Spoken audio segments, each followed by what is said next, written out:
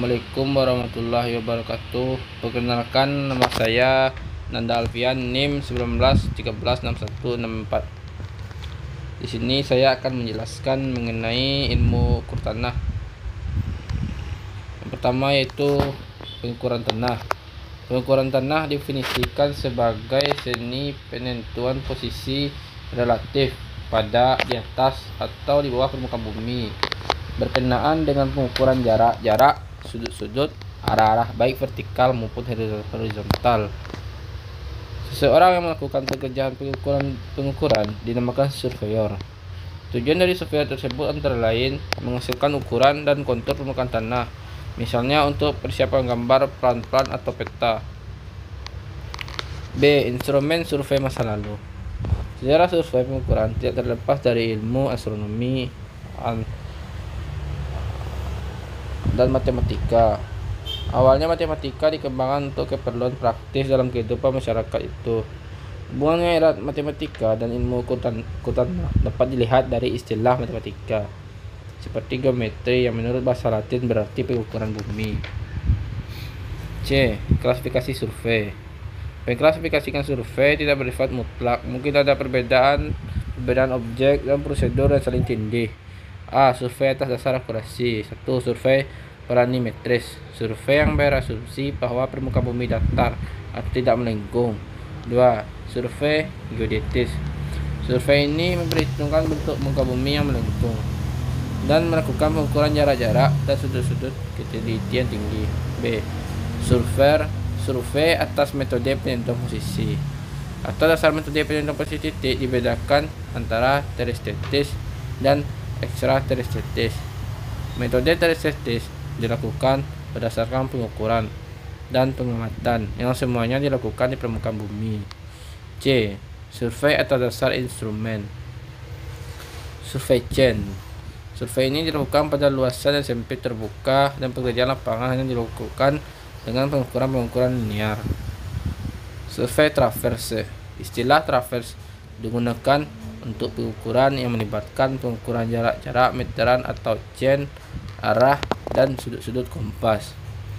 Selanjutnya yaitu survei tachymetry. Istilah ini digunakan untuk survei yang menggunakan metode pengukuran jarak-jarak horizontal atau vertikal dengan pengamatan rambu melalui teodolit berteleskop khusus yang dilengkapi dengan benang-benang stadia. Setelah itu, survei penyipat datar. Istilah ini digunakan untuk survei pengukuran ketinggian vertikal relatif titik dengan satu sifat datar dan rambu. Setelah itu, plan tabling. Istilah ini digunakan untuk pengukuran grafis yang dilakukan secara serentak antara pekerjaan lapangan dan plotting kilometer.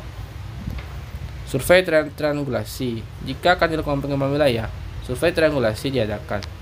D. Survei atas dasar tujuan. Survei rekayasa. Survei ini dilakukan untuk menyediakan data yang lengkap untuk desain rekayasa seperti jalan, laying, rel kereta api, dan lain sebagainya. Survei pertahanan. Survei ini menjadi bagian penting bagi militer. Hasil survei ini akan menyediakan informasi strategis yang dapat dijadikan putusan kebijakan jalannya peperangan. Survei geologi. Survei ini dilakukan baik di permukaan maupun subpermukaan bumi untuk menentukan lokasi, volume, dan cadangan mineral dan tipe batuan. Survei geologi. Survei ini dilakukan untuk penyediaan data-data dalam rangka pembuatan peta-peta geografi. Survei tambang. Suatu survei diperlukan juga pada permukaan maupun bawah permukaan. Survei arkeologi. Survei ini dilakukan untuk pengungkapan relik antik, peradaban, kerajaan, kota, dan lain-lain. Survei route. Survei ini dilakukan untuk menempatkan dan menggeser garis-garis di permukaan tanah untuk keperluan jalan raya, rel kereta untuk mengambil data-data yang perlu.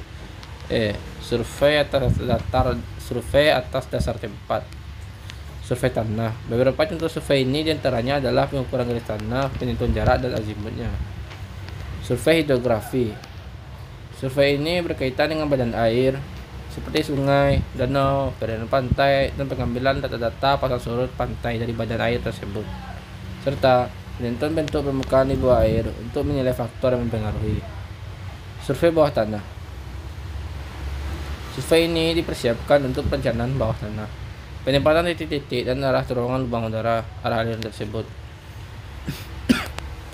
Survei udara. Survei ini dilakukan dengan pemotretan dari pesawat berkamera. Survei ini sangat berguna untuk pengadaan peta skala besar. Meskipun survei ini mahal, direkomendasikan untuk proyek-proyek pengembangan wilayah karena survei dari permukaan tanah lambat dan sulit dilakukan bagi wilayah yang padat dan rumit. D. Kompetensi surveyor. Kompetensi surveyor adalah kemampuan minimal surveyor yang wajib dimiliki agar dapat bekerja dengan baik dan profesional, meliputi pengetahuan akademik, keterampilan teknis, dan karakternya.